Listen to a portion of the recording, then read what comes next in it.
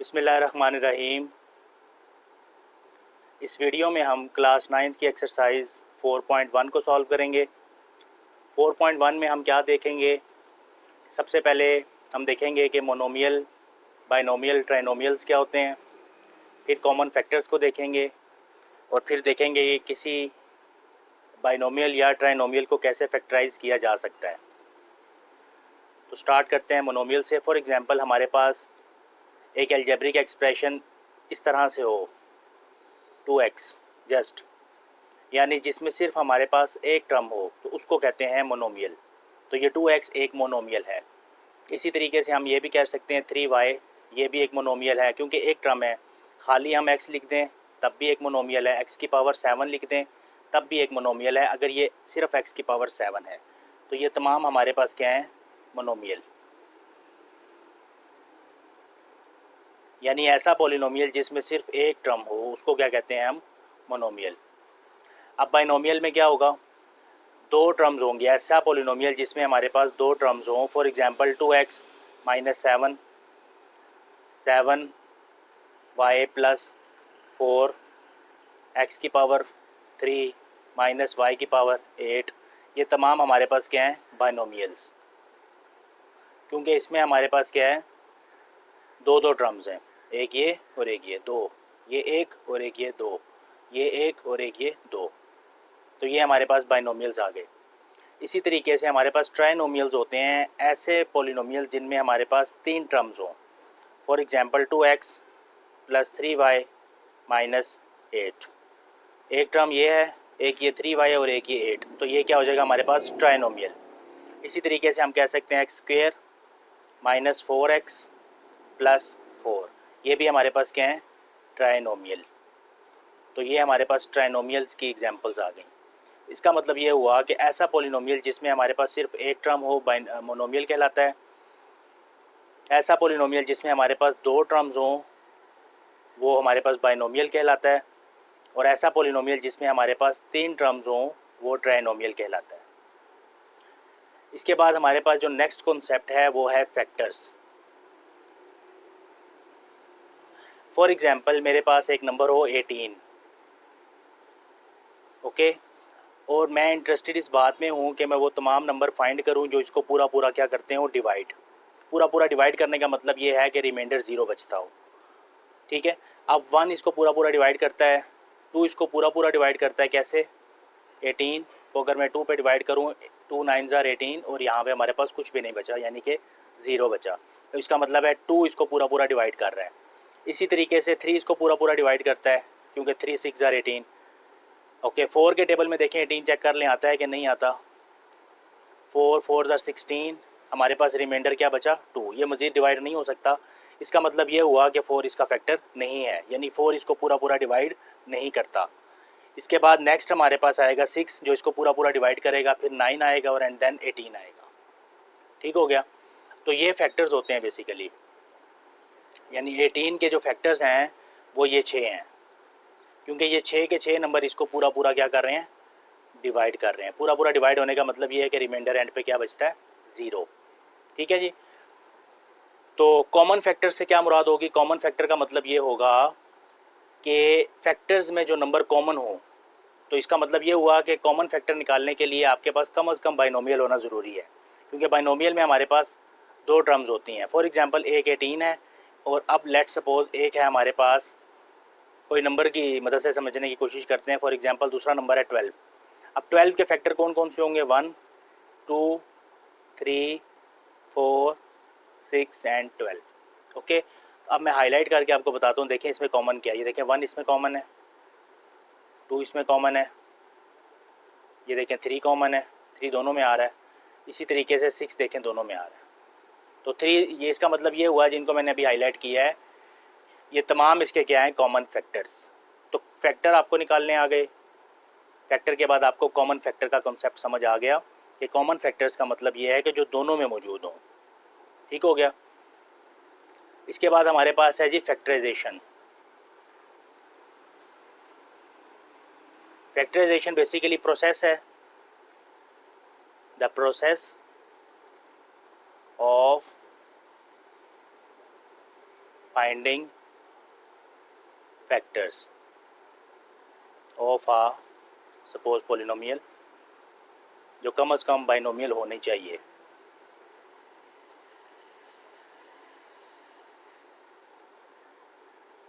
Is called factorization.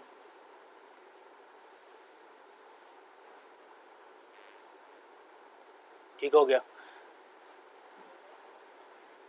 यानी कि हमने एक ऐसा अमल करना है कि हमने उस पोलिनोमियल के क्या निकालने हैं, फैक्टर्स फाइंड करने हैं। The process of finding factors of a factorization इस का of a polynomial is called factorization. यानी कि किसी भी पोलिनोमियल के फैक्टर्स निकालने के अमल को क्या कहते हैं, फैक्टराइजेशन। और फैक्टर्स क्या होते हैं, अभी बता दिया आपको, ऐसे नंबर होंगे जो दी हुई इस पोलिनोमियल को पूरा पूरा डिवाइड करेंगे। ठीक हो गया, उसको हम क्या कहेंगे जी, फैक्टराइजेशन। तो हम एक एग्जांपल लेते हैं समझने के लिए। फॉर एग्जांपल, आसान से एग्जांपल लेते हैं, बाइनोमियल की एग्जांपल लेते हैं। For example 3x + 15। ओके, ये हमने एक एग्जांपल ले ली। ठीक हो गया। अब ये हमारे पास क्या है जी, एक पोलिनोमियल है, यानी कि ये है। ठीक हो गया। हमने क्या फाइंड करने हैं, फैक्टर्स फाइंड करने हैं इसके। तो अब आप ये देखें फैक्टर कैसे फाइंड किए जाएंगे इसके। अब देखें यहाँ पे 3 अगर मैं कॉमन ले लूँ, क्योंकि देखें 3 को देखें यहाँ लिखा हुआ है 3x, 3 मैंने कॉमन ले लिया, बकाया रह जाएगा मेरे पास x प्लस। अब आप देखें 3 को मैं किस से मल्टीप्लाई करूँ कि 15 यहाँ पे वापस आए। तो 3 को अगर मैं 5 से मल्टीप्लाई करूँ तो मेरे पास 15 आता है। तो ये मेरा आंसर आ गया। इसका मतलब ये हुआ कि ये जो सा मेरे पास पॉलिनोमियल गिवन है, ये वाला, इस पॉलिनोमियल को मैंने फैक्टराइज कर दिया। फैक्टराइज करने का मतलब क्या है, मैंने इसके फैक्टर्स मालूम कर लिए। कौन कौन से इसके दो फैक्टर्स आए, एक फैक्टर इसका 3 है और दूसरा फैक्टर इसका x + 5 है। ये दोनों इसको पूरा पूरा डिवाइड करते हैं। तो ये हमने फैक्टराइजेशन, इसको कहते हैं कि आपने फैक्टर फाइंड करने होते हैं। ठीक हो गया। इसी तरीके से लास्ट हमारे पास है ट्राइनोमियल फैक्टराइजेशन। ठीक है, ये मैंने बाइनोमियल की मिसाल आपको दी थी। इसके बाद है आपके पास ट्राइनोमियल फैक्टराइजेशन। ठीक है जी। तो ये जो मैंने अभी डेफिनेशन आपके पास यहाँ लिखी है, ये वाली, the process of finding factors of polynomial is called factorization. और अगर मैं इस पोलिनोमियल को काट के यहाँ पे लिख दूँ ट्राइनोमियल पोलिनोमियल, या खाली ट्राइनोमियल लिख दूँ, the process of finding factors of a trinomial is called trinomial factorization. तो ये हमारे पास डेफिनेशन बन जाएगी, the process of finding factors of a trinomial is called trinomial factorization. Example ले लेते हैं, 3 टर्म्स वाली कोई भी हम ट्राइनोमियल ले लेते हैं। For example 3x - 15y + 27। अब आप चेक करें 3 इसमें से कॉमन आ रहा है, ये एक ट्राइनोमियल है ना, ट्राइनोमियल है। एक टर्म इसकी ये वाली है, एक टर्म इसकी ये है और एक टर्म इसकी ये 27। तो ऐसा पोलिनोमियल जिसमें हमारे पास 3 टर्म्स हों उसको क्या कहते हैं, ट्राइनोमियल। तो अब आप देखें इसमें से 3 कॉमन आ रहा है, यहाँ पे बकाया आपके पास बच जाएगा x minus as it is 3 को हम किससे मल्टीप्लाई करें, ये 15 आ जाए, 3 5 ज़ा 15, वाई एज इट इज़। 3 को किससे मल्टीप्लाई करूँ, 27 आ जाए, 9 से करूँगा। तो ये क्या है जी, ट्राइनोमियल फैक्टराइजेशन का एक मैंने आपको प्रोसेस बता दिया कि भाई किस तरीके से फाइंड करेंगे जी। अब लें हमारे पास क्वेश्चन है, question number 1, factorize by identifying common factors. Factorize करें, आइडेंटिफाई करने होंगे आपने कॉमन फैक्टर्स। तो बड़ा सिंपल सवाल है, आप देखें 6x + 12, तो 6 कॉमन आ रहा है, तो ब्रैकेट में आपके पास क्या आएगा, 6x लिखा हुआ है, इसका मतलब यहाँ पे x आएगा, प्लस ये लिखा हुआ है आपके पास 12। 6 को मैं किस से मल्टीप्लाई करूँ, 12 आ जाए, 2 से करूँगा, तो ये लें। ठीक हो गया। यानी कि आइडेंटिफाई कॉमन फैक्टर का मतलब क्या है, ये 6 इसका कॉमन फैक्टर है, यानी 6 इन दोनों टर्म्स में आ रहा है, 6 2s आर और 6 1s are. Okay, next part देखते हैं इसका। ये है हमारे पास 15y² + 20y। तो 15y² है आपके पास, तो और भी हम इसको आसान कर सकते हैं। फॉर एग्जांपल 15 को मैं लिख सकता हूँ 3 × 5, 3 5 ज़ा 15। y² को मैं 2 दफ़ा लिख सकता हूँ, y मल्टीप्लाई हो रहा है, डॉट का मतलब यहाँ पे मल्टीप्लाई लेंगे। 20 को मैं किस तरह से लिख सकता हूँ, 4 × 5 20 हो गया और y एज इट इज़ आ गया साथ। अब आप देखिएगा, ये मैं हाईलाइट करता हूँ जो कॉमन आ रहे हैं, दोनों में जो कॉमन आ रहे हैं, एक देखें ये y दोनों में आ रहा है। ठीक हो गया, इसके साथ ये 5 दोनों में आ रहा है। तो जो कॉमन आ रहा है वो आप बाहर ले लें। 5 दोनों में है, वाई दोनों में है, बकाया जो रह जाएगा वो यहाँ पे ब्रैकेट में लिख दें। 3 बचता है, वाई बचता है, प्लस 4 बचता है। डबल चेक करने के लिए आप ये कर सकते हैं कि आप इसको ज़रा गौर से देख लें, इनमें से कुछ कॉमन तो नहीं आ रहा। अगर कुछ और भी कॉमन आ रहा है तो दोबारा भी कॉमन ले सकते हैं, मतलब इस जगह पे आके भी हम कॉमन ले सकते हैं। तो ये बहरहाल आपका आंसर है। इसके बाद नेक्स्ट पार्ट है -12x² -3x। अब सबसे पहले तो माइनस दोनों में आ रहा है तो माइनस कॉमन ले लें। 3 दोनों में आ रहा है क्योंकि 3 4 12 होता है, और x यहाँ पे देखें x की पावर 1 है और यहाँ पे x की पावर 2 है, तो दोनों में कौन सा आ रहा है? x दोनों में आ रहा है। ये लिखा हुआ है x और यहाँ पे x 2 दफ़ा लिखा हुआ है, तो एक दफ़ा तो कॉमन आ जाएगा ना। ठीक हो गया। तो यहाँ पे 3x कॉमन आ गया, माइनस भी कॉमन आ गया, माइनस आपने बाहर फेंक दिया। 3 को मैं किससे मल्टीप्लाई करूँ 12 आ जाए? 3 4 x ये 2 हैं, एक आपने ये लिखा हुआ है बाहर, तो एक x रह जाएगा यहाँ पर। ओके, अब ये देखें ये माइनस है, माइनस आपने ये कॉमन लिया हुआ है बाहर, तो यहाँ पे साइन दूसरा आएगा, प्लस आएगा। ठीक हो गया। और यहाँ से आपने 3x पूरा का पूरा ही बाहर लिखा हुआ है, तो इसका मतलब है यहाँ पे कुछ नहीं बचा, तो फिर 1 लिखेंगे आप। ठीक है जी।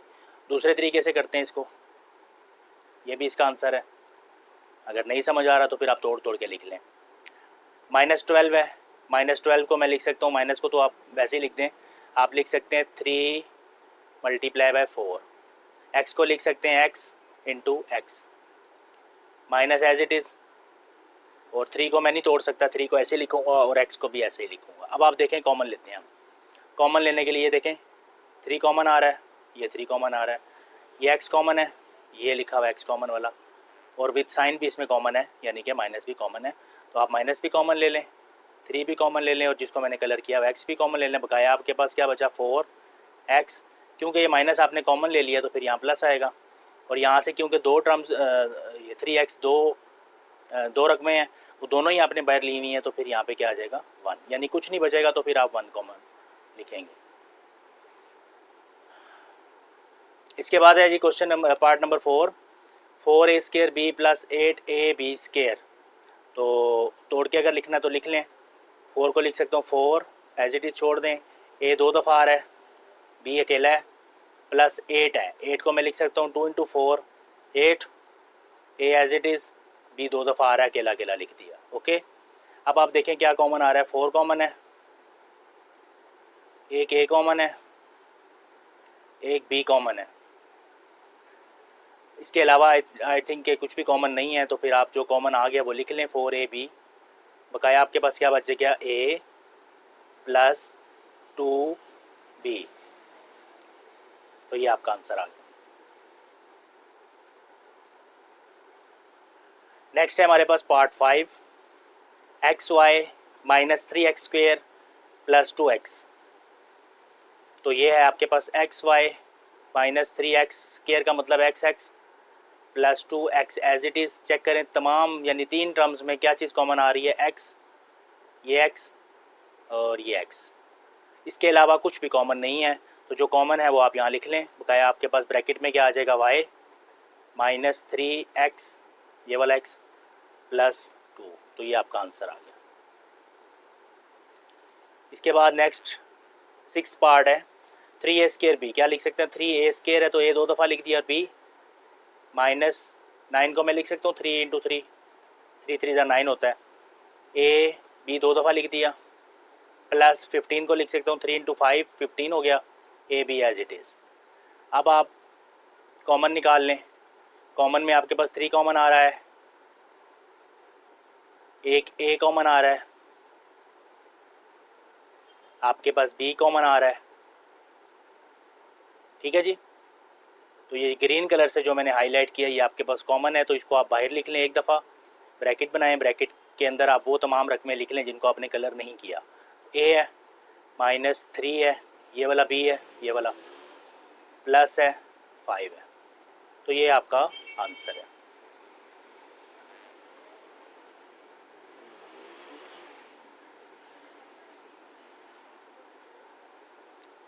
इसके बाद है next factorise and represent pictorially, यानी कि आपने इसको फैक्टराइज करने के बाद तस्वीर की शक्ल में शो करना है कि जो आपने फैक्टराइज किया है इसको अगर हम तस्वीर की शक्ल में शो करें तो ये किस तरह से दिखेगा। तो ये भी आसान है, कोई मुश्किल नहीं है। तो सबसे पहले आपने एज इट इज़ वैसे ही काम करना है जो आप पहले करते रहे। 5x प्लस, इसको मैं लिख सकता हूँ 5 × 3 15 होता है। तो अब आप देख लें क्या कॉमन आ रहा है इसमें से। 5 कॉमन है, तो 5 कॉमन ले लें, बकाया रह जाएगा आपके पास x + 3। ओके, अब आप देखें, अगर आपके पास एक रेक्टेंगल हो मिसाल के तौर पे, ठीक है जी, एक उसकी साइड लेट सपोज हो हमारे पास a और दूसरी साइड हो b, ठीक है जी। तो इसके एरिया का फार्मूला हमारे पास क्या आएगा, a × b। ठीक हो गया। अब इसको ज़रा गौर से देखें, ये 5 मल्टीप्लाई हो रहा है इस सारे नंबर के साथ, x + 3 के साथ। इसका मतलब है इसके बैक एंड के ऊपर कोई रेक्टेंगल है जिसका एरिया ये है, जिसका एरिया हमारे पास 5 × x + 3 है। तो जब हम इसकी पिक्टोरियल डायग्राम बनाएंगे, यानी तस्वीर हम बनाएंगे, तो हम यहाँ पे एक रेक्टेंगल बना देंगे और आप किसी एक साइड को यहाँ पर 5 कह दें, दूसरी को आप x + 3 कह दें। फॉर एग्जांपल हम इसको 5 कह देते हैं और इसको हम x + 3 कह देते हैं। तो अगर हम इसका अगर एरिया निकालना चाहें तो वो क्या निकलेगा, x + 3 × 5। तो यही चीज़ है, ठीक हो गया। तो ये आपने इसका आंसर लिख देना है। तो ये पिक्टोरियल है और ये वैसे हमने थ्योरेटिकली इसको जो सा ना फैक्टराइज कर लिया। इसके बाद है हमारे पास x² - 4x + 3, ठीक है जी। अब ये ट्राइनोमियल है, ट्राइनोमियल एक टर्म है, दूसरी टर्म है, तीसरी टर्म है, ठीक है जी, 3 टर्म्स हैं। इसको आपने फैक्टराइज करना है। फर्स्ट ऑफ ऑल आप ये देख सकते हैं कि इसमें कुछ भी कॉमन नहीं आ रहा, ठीक हो गया। कुछ भी कॉमन क्यों नहीं आ रहा, क्योंकि यहाँ पे x है ही नहीं। अगर x होता तो वो कॉमन होता ना। इसका मतलब ये हुआ कि यहाँ पे कोई और तरीका लगेगा जिसके तहत हम इसको फैक्टराइज करेंगे। तो मैं इसको क्वेश्चन को एक दफ़ा लिख लेता हूँ, x² - 4x + 3, ठीक है। तो ट्राइनोमियल को फैक्टराइज करने का एक तरीका ये होता है कि आप कॉमन ले लें, अगर कॉमन आए तो।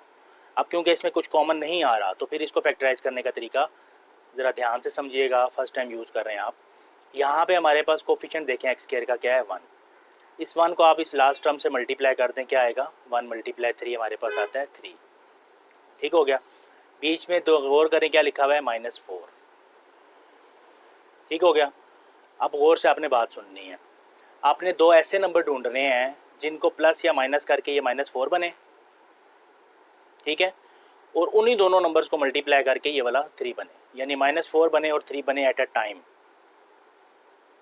ठीक हो गया। तो इसके लिए हम क्या करेंगे, 1 × 3, यानी 3 किस किस तरीके से आ सकता है, इसको देखेंगे। 1 × 3 से 3 आ सकता है, या 3 × 1 से 3 आ सकता है, क्योंकि 3 प्राइम नंबर है, वो सिर्फ इसी तरीके से आ सकता है, ठीक हो गया। अब ये लिखा हुआ है +3, यहाँ पे कोई साइन नहीं है तो प्लस है। +3 ये किस तरीके से आ सकता है, या तो दोनों प्लस के हों, ओके, या दोनों माइनस के हों, तब भी मल्टीप्लाई में एंड पे आंसर में क्या आएगा जी, प्लस आएगा। यानी कि दोनों -3 × -1 हो तब भी आंसर ओके +3 ही आएगा, ठीक हो गया। अब यहाँ पे +1 और +3 लिखा हुआ है। +1 और +3 को अगर आप प्लस करें तो आंसर बनता है 4। -1 और -3 को अगर आप प्लस करें तो आंसर बनता है -4, ठीक है। इसका मतलब ये हुआ कि ये वाला काम का है आपके, ठीक हो गया। तो अब आप यहाँ पे क्या लिखेंगे, x², यानी इसको आपने बेसिकली मिड टर्म को तोड़ा है, दरमियानी वाली रकम को आपने तोड़ना होता है इसके अंदर।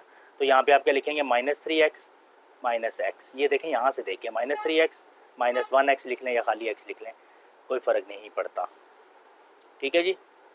कोई दो नंबर दुनिया में इसके अलावा ऐसे नहीं हैं कि जिनको प्लस माइनस करके ये -4 बने और उन्हीं दोनों नंबर को मल्टीप्लाई करके 3 बने। तो ये आपने बहुत ध्यान से करना है, क्योंकि सिर्फ एक ही चीज़ सेट होगी। यानी यहाँ पे अभी तो सिर्फ दो नंबर्स के थ्रू हमें 3 मिल गया ना। मिसाल के तौर पे ये 27 होता, कोई और नंबर होता तो यहाँ ढेर लग जाता नंबर्स का। तो जब नंबर का ढेर लग जाता ना, तो लेकिन सेटिस्फाई सिर्फ एक ने करना था। तो ये आपने ध्यान से समझना है, इसकी आप प्रैक्टिस करें, क्योंकि फर्स्ट टाइम आई थिंक ये यूज़ हो रहा है, तो इसकी आप बार बार प्रैक्टिस करें ताकि आपको ये समझ आए। अब देखें, इन दोनों में से क्या कॉमन आ रहा है, x कॉमन आ रहा है, बकाया आपके पास रह जाएगा x - 3। इन दोनों में से -1 मैं कॉमन ले रहा हूँ, तो आपके पास रह जाएगा x, यहाँ माइनस लगाऊंगा, -3, ओके। अब सारे में से आपके पास x - 3 कॉमन आ रहा है और यहाँ पे आपके पास आ रहा है x - 1, ठीक हो गया। अब ये देखें, एक नंबर ये है, ठीक है, और दूसरा नंबर आपका ये है। तो इन दोनों नंबर्स को आपने पिक्टोरियल की शक्ल में शो करना है, यानी तस्वीर की शक्ल में आपने शो करना है। तो उसके लिए आप जस्ट एक रफ सा रेक्टेंगल बना लेंगे। एक को आप x - 1 कह दें, और एक को आप कहते हैं एक्स माइनस 3। तो ये आपका आंसर है। ठीक हो गया जी। नेक्स्ट है हमारे पास x square minus 6x plus 8। अब चलें दोबारा से ध्यान से समझते हैं, दोबारा से ध्यान से करेंगे। ये आपके पास लिखा हुआ है जी एक्स स्क्वायर के साथ यहाँ पे है 1। ठीक है, लेट्स हम इसको दोबारा से क्वेश्चन को एक दफ़ा लिख लेते हैं। X square minus 6x plus 8। ठीक है जी। तो यहाँ से आपके पास आ जाएगा 1 लिखा हुआ है, 1 को 8 से मल्टीप्लाई करें 8, 1 मल्टीप्लाई 8 क्या होता है 8। और ये क्या लिखा हुआ है -6। ठीक है जी। अब आपने दो नंबर ऐसे ट्रेस करने हैं कि प्लस माइनस करके -6 आए और उन्हीं दोनों नंबर को मल्टीप्लाई करके 8 आए। ठीक है जी। तो अब 8 क्या फैक्टर निकालने, 1 multiply 8 8, 2 multiply 4 8 and then 8 multiply 1 8। ठीक हो गया। एक सेकेंड, आई थिंक ये 4 मल्टीप्लाई 2 भी तो कर सकते हैं ना, 4 मल्टीप्लाई 2 भी तो 8 ही होता है और फिर एंड पे 8 मल्टीप्लाई 1 8 हो गया। ठीक हो गया। आप देखें 4 बनते हैं, पिछले क्वेश्चन में 2 आपके पास पॉसिबिलिटी थी, अभी 4 हैं। तो जितनी ज़्यादा होंगी उसके हिसाब से अब आपने काम करना है। ओके, अब ये क्या लिखा हुआ है +8 +8 +8 +8। इसका मतलब ये हुआ ये दोनों नंबर या तो प्लस के हों या माइनस के हों। अब ये टोटल कितने हैं 1 2 3 4। तो 2 के अंदर आप प्लस प्लस रख लें, ये दोनों आप प्लस प्लस रख लें, इसको छोड़ दें, इसको भी आप छोड़ दें। ठीक है, इधर दोनों को माइनस माइनस कर दें तो ये माइनस माइनस प्लस ही रहेगा और यहाँ भी आप माइनस माइनस कर दें। ठीक है जी। अब फर्दर आप इन नंबर्स को प्लस करें, 1 + 8 9, 2 + 4 6, -4 -2 -6, -8 -1 -9। चेक करें कौन सा सेटिस्फाई हो रहा है आपके लिए, -6। इसका मतलब है ये वाला आपका ये काम करेगा। ठीक हो गया। तो अब आप यहाँ पे क्या लिखेंगे, एक्स स्क्वायर क्या लिखा हुआ है -4, दिस इज़ नॉट एक्स। ठीक है, this is for multiplication. X ये -2 है, -2x + 8 एज इट इज़। अब आप क्या करेंगे, फर्स्ट दो में से x कॉमन आ रहा है, x -4, -2 कॉमन आ रहा है, x -4। तमाम में से क्या कॉमन आ रहा है ये देखें, जो कॉमन आ रहा है उसको मैं ग्रीन से हाईलाइट कर रहा हूँ, x -4 दोनों में आ रहा है। तो आप यहाँ लिखेंगे x -4 और रिमेनिंग आपके पास बच गया x -2। तो ये आपका आंसर है। लेकिन आपने अगर इसकी फैक्टोरियल बनानी है, पेपर में अगर आती है इस तरीके से, तो आप ये एक रेक्टेंगल बनाएंगे रफ सा, एक साइड पे आप x -4 लिखते हैं और एक साइड पे आप x -2 लिखते हैं। किसी भी साइड पे लिखते हैं, कोई फ़र्क नहीं पड़ेगा। नेक्स्ट है आपके पास एक्स स्क्वायर प्लस 4x + 4। ये लिखा हुआ है जी, ये देखें यहाँ पे 1 है, 1 4 ज़ार 4 और ये बीच में भी क्या आंसर लाना है 4, यानी मल्टीप्लाई करके भी 4 लाना है और प्लस माइनस करके भी 4 लाना है। 1 मल्टीप्लाई 4 4 हो गया, 2 मल्टीप्लाई 2 4 हो गया और 4 मल्टीप्लाई 1 4 हो गया। ठीक हो गया। तो यहाँ पे मैं क्वेश्चन एक दफ़ा लिख रहा हूँ, एक्स स्क्वायर प्लस 4x + 4। ठीक है, इन दोनों को अगर मैं प्लस करता हूँ तो 5 बनता है, इन दोनों को प्लस करता हूँ तो 4 बनता है, इन दोनों को प्लस करता हूँ तो ये 5 बनता है। ठीक है जी। तो ये मेरे काम का है, क्योंकि मुझे 4 लाना था ये वाला, तो ये मेरे काम का है, तो इसको मैं हाईलाइट कर रहा हूँ, इस वाले को, सॉरी मिट गया, इसको हाईलाइट करना था। यहाँ पे हमारे पास 2 × 2 लिखा हुआ है। ठीक है जी, इसको मैं हाईलाइट कर रहा हूँ, ये मेरे काम का है, क्योंकि 2 2 4 हो गया। ओके, तो यहाँ से ये बन जाएगा एक्स स्क्वायर प्लस 2x + 4 और पहले दो में से कॉमन आ रहा है x और पीछे रह जाएगा x + 2 और यहाँ से भी 2 कॉमन आ रहा है x + 2 और ये आ जाएगा आपके पास x + 2 और ये रिमेनिंग आपके पास बचा अगेन x + 2। यहाँ से x + 2 कौन सा आया था, ये कॉमन वाला आया था पहले वाला, और बाद में कौन सा आया वो इधर से जो सा x और ये +2 है। तो ये दोनों नंबर तो सेम है, तो इसका मतलब है ये x + 2 का स्क्वायर बन गया। इसका मतलब है इसके बैक एंड के ऊपर रेक्टेंगल नहीं है, बल्कि क्या है स्क्वायर है, क्योंकि ये स्क्वायर आ रहा है ना, ये देखें ये स्क्वायर है। इसका मतलब ये हुआ कि इसकी दोनों साइडें बराबर होंगी, तो इसका मतलब ये हुआ कि ये किसी स्क्वायर का एरिया है, तो x + 2 और x + 2।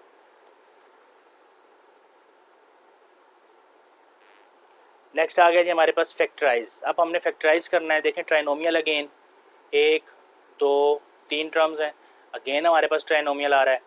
तो अब चलें, इसकी फैक्टोरियल नहीं बनानी है एंड पे, लेकिन अगर पेपर में आ जाए तो मैंने आपको सिखा दी है, बहुत आसान है।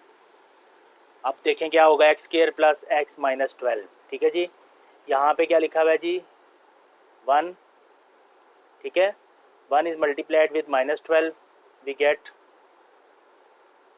-12, ठीक है जी। तो जो सा नंबर बीच में लिखा है वो यहाँ पे क्या लिखा है 1, तो यहाँ पे आपने 1, यानी कि आपने दो नंबर ऐसे ट्रेस करने हैं जिनको मल्टीप्लाई करके -12 आए और उन्हीं दोनों नंबर्स को प्लस या माइनस करके 1 आए, ठीक है जी।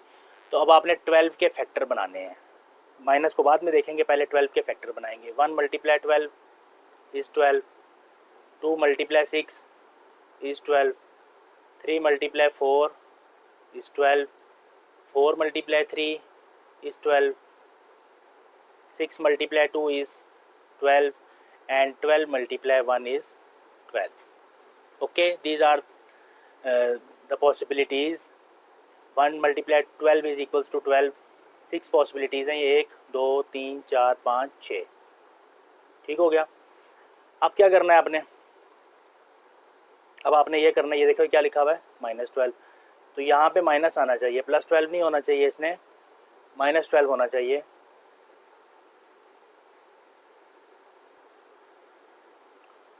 तो यहाँ पे -12 लाना है हमने। अब माइनस मल्टीप्लिकेशन में तब आता है जब दो में से किसी एक रकम के साथ माइनस हो। फॉर एग्जांपल इसके साथ माइनस है, तो माइनस और यहाँ पे कुछ नहीं है तो प्लस है, माइनस प्लस मल्टीप्लाई होके माइनस, और 1 12 12।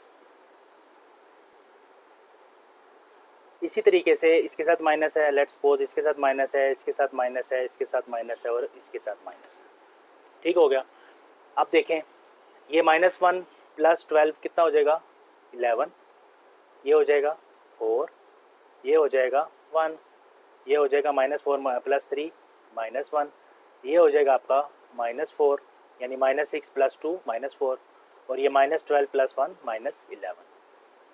ओके, अब फाइंड कर लें आप। अब ये बीच में क्या लिखा हुआ है +x, यानी कि ये क्या लाने था हमने 1x, 1 देख लो कहाँ आ रहा है, इधर तो 11 है, इधर 14 है, ये 1 है, ये लो जी हाईलाइट कर दिया मैंने, और आप चेक कर लो और कहीं पे भी 1 नहीं आएगा, ठीक है जी।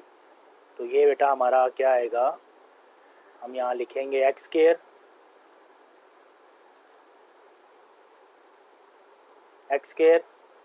-3x, देखा, +4x, यानी ये दो नंबर जो उनसे होंगे ना ये आपने लिख देने हैं, और -12।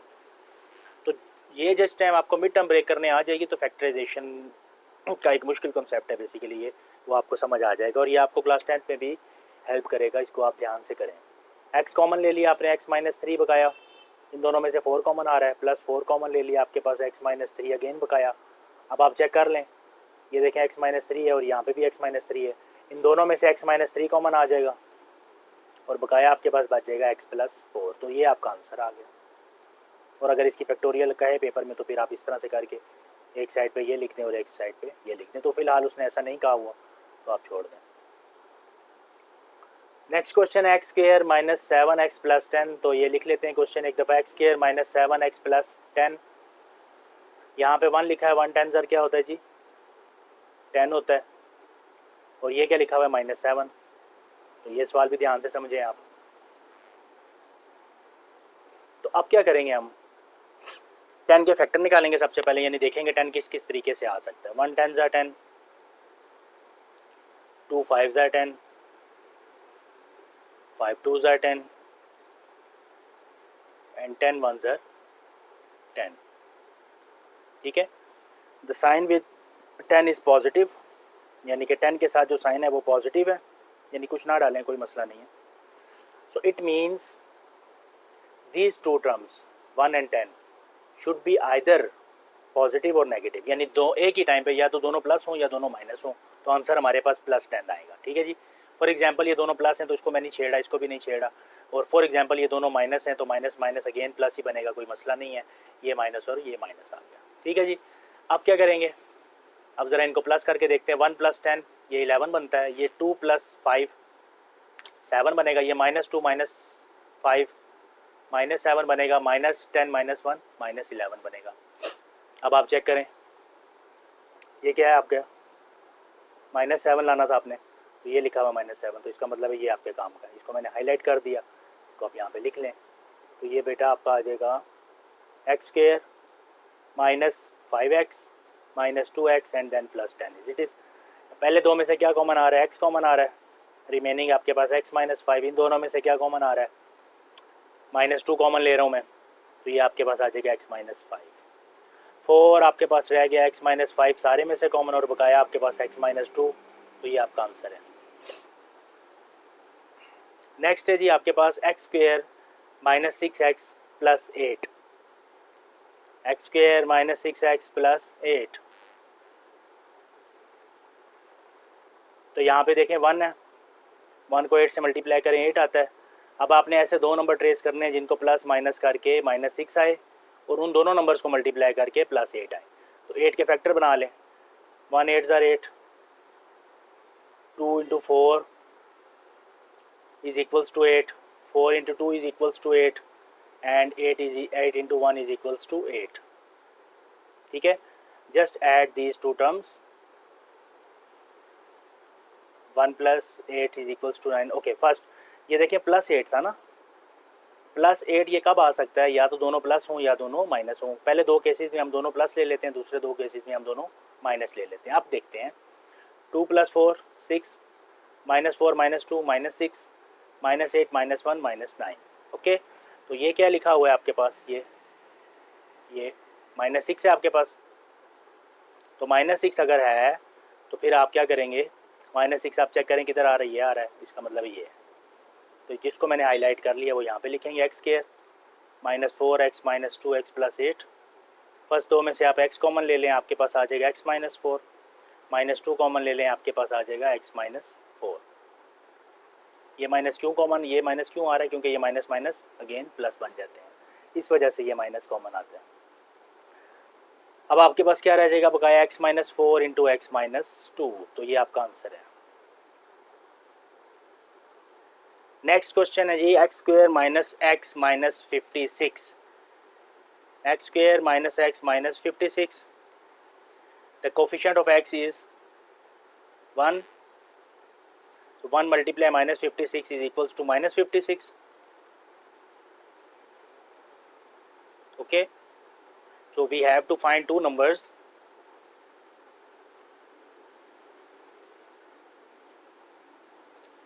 ठीक है जी, अब यहाँ पे -56 आपने लाना है।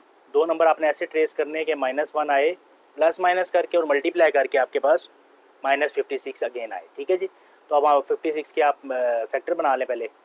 तो 1 × 56, माइनस को बाद में देखेंगे, 56 आ गया। 2 × 28, 56 आ गया। 3 के टेबल में नहीं है, 4 में 4, यस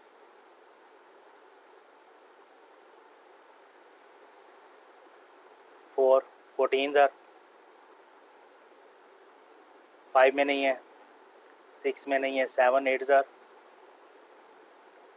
एंड 8 7 ज़ार। ये जैसे ही उलट जाए ना नंबर, तो फिर बकाया सारे नंबर उल्टा दें आप। 14 4 ज़ार, 28 2 ज़ार, और 56 1 ज़ार। ठीक है जी, अब आप गौर करें ये क्या लिखा हुआ है? -56। -56 के लिए इन दोनों में से किसी एक का माइनस होना ज़रूरी है, तो आप पहले पहले को माइनस कर दें, तो ये आपके पास सारे -56 बन जाएंगे। ठीक हो गया। अब -1 + 56 क्या होता है? 55। ये आपके पास होगा 26, ये आपके पास होगा 10, ये आपके पास होगा 1, ये होगा -1, ये होगा -10, ये होगा -26, एंड ये होगा -55। अब आप ट्रेस कर लें, ये क्या लिखा हुआ है? -1, तो -1 कहाँ आ रहा है? यहाँ पे आ रहा है। इसका मतलब ये हुआ कि ये हमारा सूटेबल एरिया है जिसको हमने यहाँ पे लिखना है। तो यहाँ पे आएगा x² -8x + 7x -56। तो अब आप देख लें, इन दो में से x कॉमन आ रहा है, पहले दो में से x -8 + 7 कॉमन आ रहा है, x -8, तो तमाम आपके पास आ जाएगा x -8 × x + 7, तो ये आपका आंसर आ गया। नेक्स्ट है आपके पास x² -10x -24, -10x -24।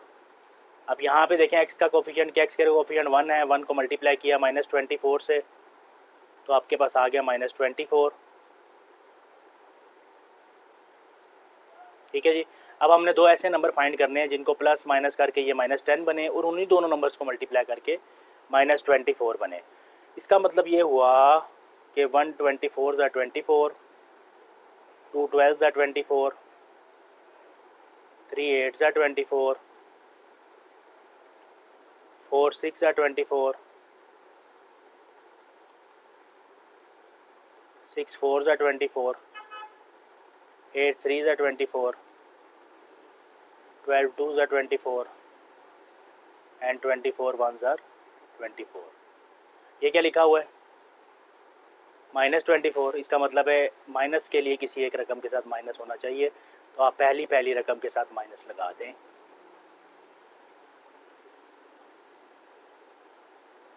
ठीक हो गया। अब क्या करेंगे आप जो लेफ़्ट साइड पे नंबर्स लिखे हुए इनको ज़रा ऐड सब्ट्रैक्ट करें। तो ये बनता है -1 + 24 कितना होता है? 23। ये आपके पास 10 आ जाएगा, ये आपके पास आ जाएगा 5, अल्लाह भला करे, ये आपके पास आ जाएगा 2, ये आपके पास आ जाएगा -2, ये आपके पास आ जाएगा -5, ये आपके पास -10 और ये आपके पास -23। ठीक है जी। अब आप ट्रेस करें, ये देखें ये क्या लिखा हुआ है? -10, तो -10 ये लिखा हुआ है, तो ये आपका रिक्वायर्ड जो से दो फैक्टर्स आपके पास आ रहे हैं वो है x² लिख लें -12x प्लस ये क्या लिखा हुआ है 2x -24। पहले दो में से x common, x -12 plus 2 common, अगले दो में से x -12। तो इस सारे में से क्या कॉमन आ रहा है?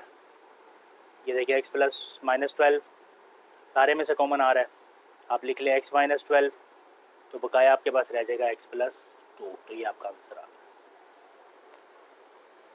आसान सवाल है, बिल्कुल प्रैक्टिस करेंगे तो इंशाल्लाह समझ आएंगे। अगला सवाल है y²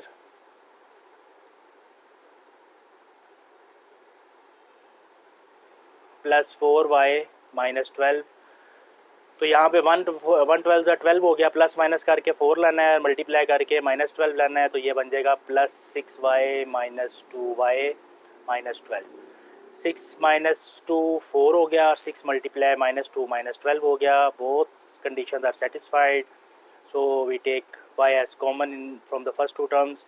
y कॉमन आ गया तो y + 6 -2 common from the third and fourth term, we get y + 2 y + 6 in remaining, and from the whole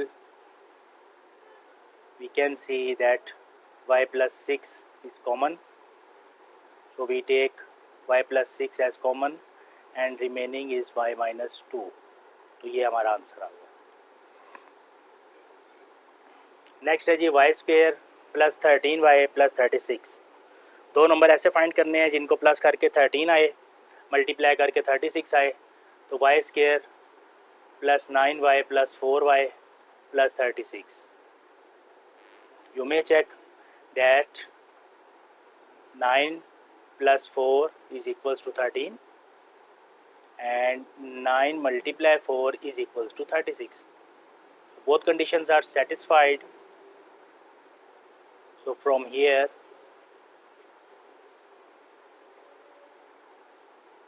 we can take y as common from the first two terms. We are left with y + 9 and 4 is taking as common from the third and fourth term. We are left with y + 9. We can see that y + 9 is common in the whole expression. So take y + 9 as common and write the other terms in the next bracket, that are y + 4। तो ये आपका answer है। तो अगला सवाल है आपका x² - x - 2। तो नंबर्स ऐसे ढूंढने हैं कि प्लस माइनस करके बने ये -1 और मल्टीप्लाई करके बने तो -2। ठीक है जी। तो ढूंढ ले नंबर।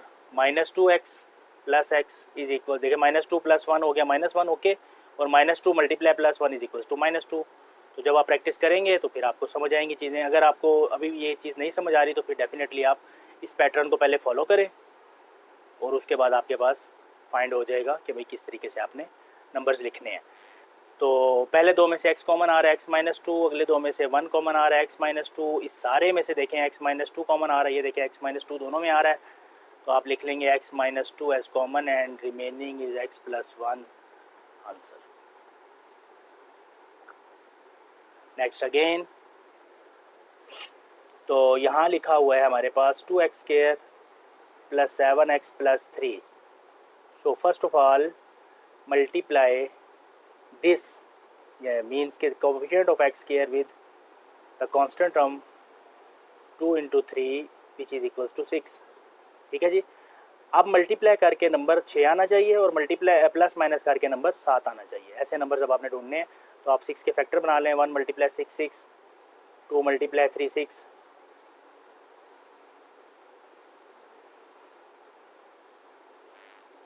और 3 × 2 6 एंड 6 × 1 इज 6। ओके, अब दूसरी बात आपने क्या देखनी होती है कि साइन कौन सा है 6 के साथ, प्लस है तो फिर दोनों के साथ प्लस रहने दें और अगली दो टर्म्स के साथ माइनस लगा दें तो आपका काम चल जाएगा। अब क्या करना होता है इसके बाद आपने ये करना होता है कि ये जो टर्म्स हैं इनको प्लस करके चेक करें। 1 + 6 7, 2 + 3 is 5, -2 -3 -5, -6 -1 -7। इसके बाद आपने क्या चेक करना होता है, आपने अपनी कंडीशन को सेटिस्फाई कराना होता है। ये +7 है तो +7 देखने का आ रहा है, यहाँ आ रहा है जी +7, पहले नंबर पे आ रहा है, तो बस इसको यहाँ पर लिख लेना। तो इसके बाद 2x² + 1x + 6x + 3, ये 1 आप लिखें यहाँ लिखें कोई फ़र्क नहीं पड़ता। तो पहले दो में से अब आप देखें x कॉमन आ रहा है तो आपके पास रह जाएगा 2x + 1, और अगले दो में से 3 कॉमन आ रहा है तो आपके पास अगेन 2x + 1, और इस सारे में से आपके पास आ रहा है 2x + 1 और रिमेनिंग आपके पास बच गया x + 3। तो ये आपका आंसर आ गया।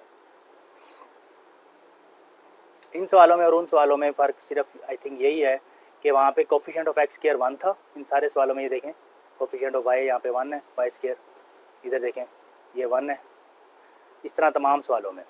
लेकिन अब यहाँ पे कोफिशिएंट ऑफ x² चेंज हो रहा है, अभी 2 आ रहा है। 2 15s are 30, यानी दो नंबर ऐसे ट्रेस करें कि प्लस माइनस करके 11 बने और मल्टीप्लाई करके 30 बने। तो 2x² + 6x + 5x, ये देखें 6 + 5 is equals to yes +11 with sign +11 and 6 × 5 is equals to +30। तो 30 ही हमारे पास आना चाहिए था। ये देखें 30, ये 30 क्यों आना चाहिए था, क्योंकि कोफिशिएंट ऑफ x² मल्टीप्लाई किया जाता है कांस्टेंट के साथ, हमेशा 1 नहीं मल्टीप्लाई किया जाता। यहाँ पे जो नंबर होता है उसको आप मल्टीप्लाई करते हैं इस नंबर से, वो बना 30, तो इसका मतलब मल्टीप्लाई करके 30 आना चाहिए था और प्लस माइनस करके 11 आना चाहिए था। अब यहाँ पे आप देखें पहले दो में से 2x कॉमन आ रहा है, आपके पास रह जाएगा x + 3, अगले दो में से 5 कॉमन है तो आपके पास रह जाएगा x + 3। तो इस तमाम में से आपके पास आ रहा है x + 3 एज कॉमन, तो रिमेनिंग आपके पास बचा 2x + 5। नेक्स्ट है जी, अब ये देखें 4 को 3 से मल्टीप्लाई करें 12, यानी मल्टीप्लाई करके 12 लाना है अब आपने, और प्लस माइनस करके आपने क्या लाना है 13 लाना है। ये तो बिल्कुल सिंपल है,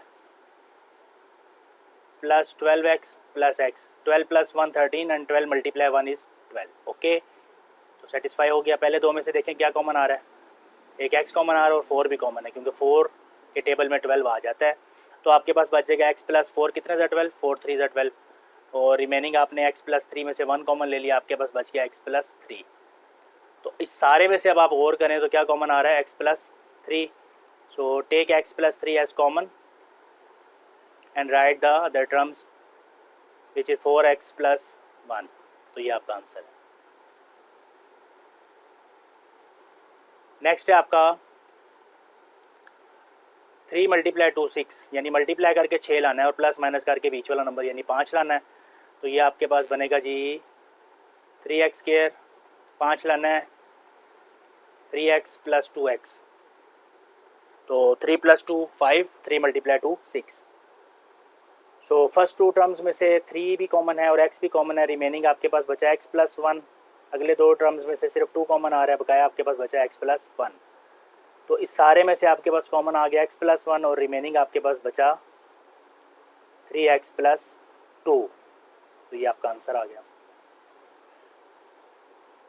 नेक्स्ट है जी 3 × 6 इज 18 विच +18 एक्चुअली। तो मल्टीप्लाई करके 18 प्लस के साथ लाना है और प्लस माइनस करके ये क्या लिखा हुआ है -11, यानी प्लस माइनस करके -11 लाना है और मल्टीप्लाई करके 18 लाना है। तो -9y and -2y is it? Yes. कैसे? ये -9 ये -2 कितना होता है? -9 -2 -11। ओके, और ये -9 यानी येलो वाला और ये -2 मल्टीप्लाई करो, -9 मल्टीप्लाई -2 होता है 18 +18। तो दोनों बातें ठीक हैं, +18 भी आ गया और -11 भी आ गया। तो इसका मतलब ये हुआ कि ये जो दो नंबर्स मैंने ट्रेस किए हैं ये बिल्कुल ठीक हैं, एक -9 है और एक -2 है। तो आपके पास रिमेनिंग आप ये देखें, इन दो में से क्या कॉमन आ रहा है? 3 दोनों में आ रहा है और y दोनों में कॉमन आ रहा है। रिमेनिंग बच गया आपके पास y -3 और यहाँ से आप -2 कॉमन ले लें, आपके पास बच जाएगा y -3। तमाम में से आपके पास y -3 कॉमन और बाकी आपके पास रह जाएगा 3y -2। तो ये आपका आंसर आ गया। नेक्स्ट है जी 2y² -5y + 2, 2 × 2 4 हो गया, यानी कि मल्टीप्लाई करके 4 लाना है और प्लस माइनस करके -5 लाना है। तो बनते हैं I think so -4y and -y। Okay, check कर लेते हैं, इसको डबल चेक कर लेते हैं। ये पहले जो मैंने दो लिखे हैं उनको मैं हाईलाइट कर रहा हूँ, फिर हम थोड़ा सा इसको डिस्कस कर लेते हैं। यहाँ पे कुछ नहीं है तो फिर बनना है, ठीक है जी। तो -4 -1 क्या हो गया? -5। Okay, -4 × -1 is 4। Okay, both conditions are satisfied. So from here we can take 2y as common from the first two terms. We are left with y -2 and -1 from the third and fourth term, and we have y -2 as remaining. So now take y -2 as common from the whole expression. y -2 is common और हमारे पास बकाया बच गया 2y -1। तो ये हमारा answer आ गया। Next है जी 4z² -11z + 6। 4 × 6 क्या होता है जी? 24। ठीक है, और बीच में क्या लिखा हुआ है? -11। ठीक है जी। तो दो नंबर ऐसे ट्रेस करें कि मल्टीप्लाई करके 24 आए, माइनस प्लस करके -11 आए। तो 4z² -8z -3z लिख दिया। डिस्कस कर लेते हैं। एक नंबर लिखा -8 और एक नंबर लिखा मैंने -3। ठीक है जी। तो -8 -3 -11 okay, -8 × -3 + 24 is okay. Both conditions are satisfied. So from here we can pursue as take 4z as common from the first two terms. We are left with z -2 and -3 from the third and fourth term.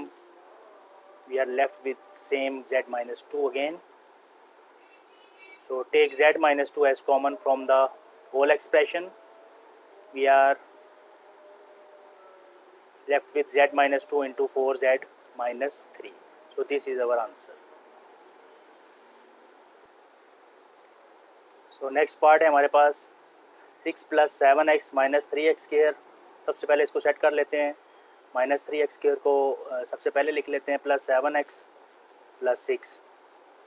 तो ये आपके पास बनेगा -3 × 6 कितना हो गया? -18, यानी multiply करके -18 लाना है और प्लस माइनस करके आपने 7 लाना है। ठीक है जी। तो दो नंबर ऐसे ट्रेस करने हैं, मल्टीप्लाई करके -18 और प्लस माइनस करके 7 आए।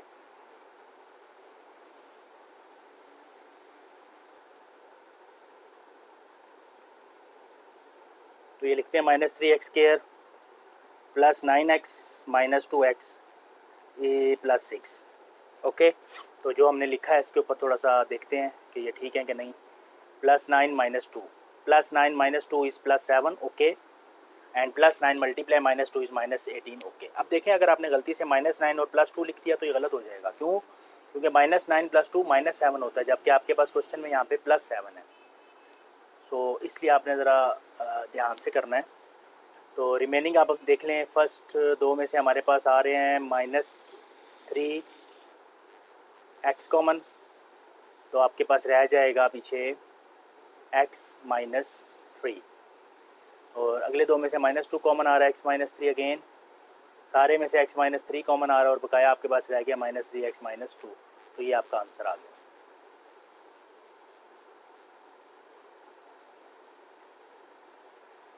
तो ये थी हमारी एक्सरसाइज 4.1। इसको तैयार कीजिए नेक्स्ट वीडियो के साथ। इंशाल्लाह जल्द हम मिलेंगे। अल्लाह हाफिज़।